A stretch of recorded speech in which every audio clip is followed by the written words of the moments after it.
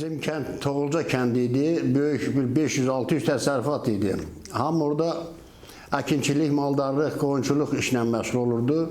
Öz valideynlərimizə kömək məqsədi ilə mala da getmişəm, qoyuna da getmişəm, quzuya da getmişəm. Yəni evin bütün işlərinlə məşğul olmuşam. İlk şeirim Çəmbərək rayonunun Toğulca kəndində yaşadığım vaxtlarda həmin orada Dostluq qəzeti çıxırdı. O qəzetdə ilk şeirim çıxıbdı, Qartal şeiri. Uca dağlar zirvəsində qartala, nəzər yetir sən dayanan qartala, ona güllə atan əllər qartala, dağılmaya yurt yuvası qartalın. O yaşayıb neçə tarix zamanı, tətik çəkib vermə ölüm fərmanı, gözəlliyi dərk eyləyən insanı yandırmazmı ah naləsi qartalın? Zirvələrdə var alınmaz qalası, qartalsız o dağlar yetim qalası, təzə-təzə tüklənibdir qadası, yuvasında cüt balası qartalın. İnstitut deməli qutarandan sonra getdim Əzbək rayonunda, Gömür kəndi var. 3 il orada təyinatla müəllim işləmişəm, dil ədəbiyyat müəllimi. Təyinatım qutarandan sonra qayıdıb gəlmişəm Basarkeçər rayonuna. 6 il də orada Pəmbəkdə müəllim işləmişəm, dil ədəbiyyat müəllimi. Ondan sonra 84-cü ildə gəlmişəm Yerevanda Cəfər Cabbarlı adına Dövlət Dram Teatrı var idi. 4 ildə orada işləmişəm. Sonra 88-ci ildə məlum hadisə ilə, Qarabağ hadisəsi ilə bağlı olaraq gəlib Bakıda məskunlaşmışam. Əsas yaradıcılığın yəqin o həsrətdənmi yarandı? Gecə gündüz oturdum yazmağa. Stalin vaxtında ona mənim heç hörmətim yoxdur, ümumiyyətlə nifrət edirəm. Çünki Azərbaycan xalqının ən qəddar düşmənlərindən biri olubdu. Niyə? Bax, bugünkü bu müharibə, qırğın, dava, bunun təməli o vaxtdan başlayıbdır. Necə? İrəvanı ermənilərin mərkəz şəhər elədi. Ondan sonra Göyçə, Zəngəzuru aldılar, verdilər Erməniyə. Və xaricdən erməniləri gətirib doldururlar Yerevana, nə bilim Qarabağa. Belə-belə bugünkü vəziyyət yarandı. 20-ci əsrin, bax bu müharibə şəraiti gəldi, yarandı. O da nə ilə nəticələndi artıq onu hamımız bilirik. İndi şükür Allaha, o Allah haqqın tərəfindən deyil. Haqq həmişə zəfər çalmalıdır. Və çaldı da. Hal-hazırda mən ekrana baxıram. Ermənilərin çıxışlarını, onların nümayəndələrinin çıxışını və hiss edirəm ki, onlar özlərini günahkar hesablayırlar. Bilirlər ki, bu işin günahkarı özləridir. Aprel hadisələr var idi. O hadisələrdə Yerevanda müsahibə götürürdülər.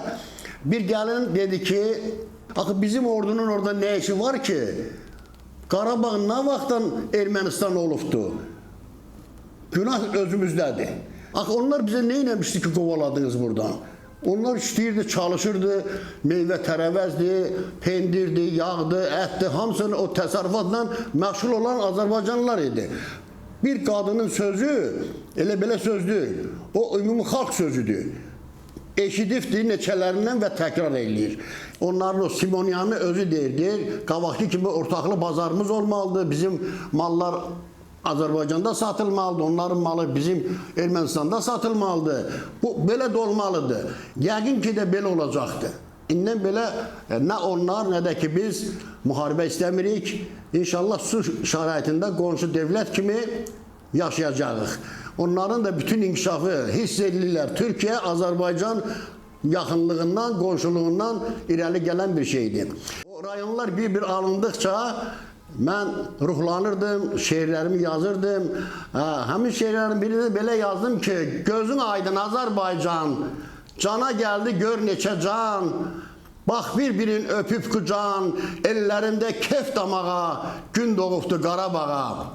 Alqış əskər, alqış ilham, alqış öndər, Heydər babam, minnətdardır elim obam, sizin kimi qoşa dağa, gün doğubdu Qarabağa.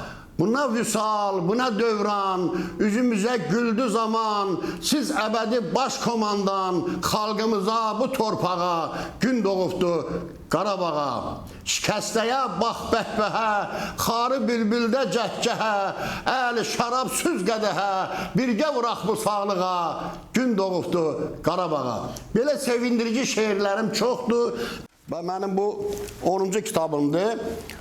Ata yolu, zəfər yolu. İlham Əliyevin 60 illik yubileyini həsrləmişəm, epikleri poemadır.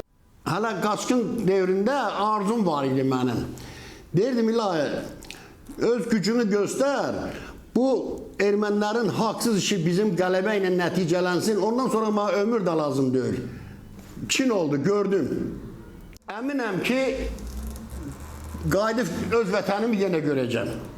O Şücaətin bir şeiri var rəhmətlik. Yazırdı ki, ağlaya-ağlaya köçən Kəlbəcər bir gün gülə-gülə qayıdacaqdı. İndi düzdür, özü görmədi o günü.